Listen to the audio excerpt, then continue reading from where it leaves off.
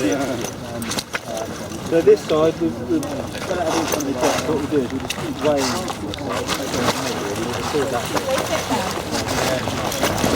Got 2 8s going in there.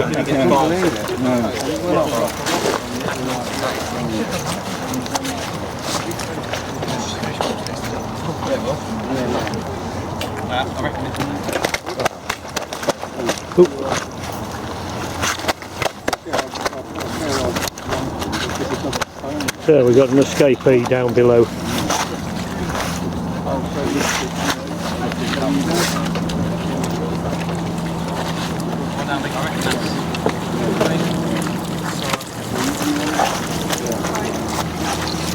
Okay, it's a nice one, that one.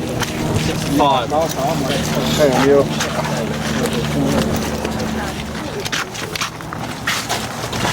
It's quite lean, isn't it? Oh, that's a 21 job. 21.13. How big was that one, James? 21.13.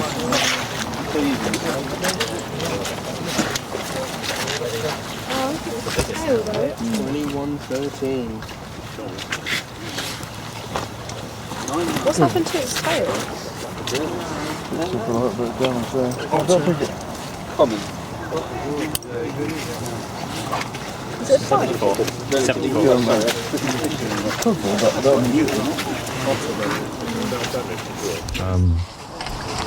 And what we're trying to do, there's a thing called the bird feeding area, which is at the top end of this lake, and it sort of narrows down to the top because there's a lot of carp getting in there. They just feed on the bread that the bloody people throw in. We fished it twice to get. I had 54 fish in about 2 hours on floating crust there, but they keep coming in. We try to block it off, they don't. So what the plan is with this survey they're doing is we're going to put steel gabions across here, stainless steel gabions, fill it up with limestone, which will improve the water quality coming into the lake, and then floating reed beds each side, and on top of the gabions a boardwalk. With a bit of luck, then we'll either electrofish or fish out all the carp in the berth in there and stick them back in the main lake. And if you thought about maybe like chalking this lake as well, right, as opposed to We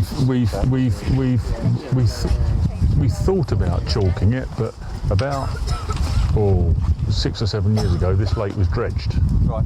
And it was dredged, and the island made about twice the size of what it is at the moment.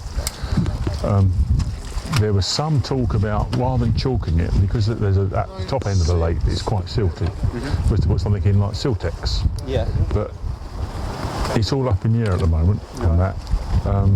The only lake we've ever chalked is Busbridge, Yeah. and that's working very well. But here, there's this survey that's going on. What they've found, what Johns have found regarding the invertebrates and the water quality and everything else, that's all in their stuff that they're doing. I was going to make a move, but okay. Very experienced team. A lot of people that these guys are making this.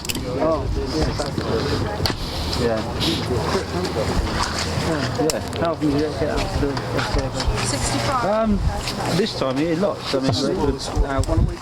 2 a week at the moment, so we'll keep these guys going now up until February time. We're injecting this dye into the fish. The reason for this would be... This is if we actually put a blue dye on the fish or pan jet them, we mark them, and when we do the next netting, which will be a week today, we will look at the fish that have been marked and the fish that are not marked, and from that information we can do a statistical calculation to work out the actual quantity of fish within the lake.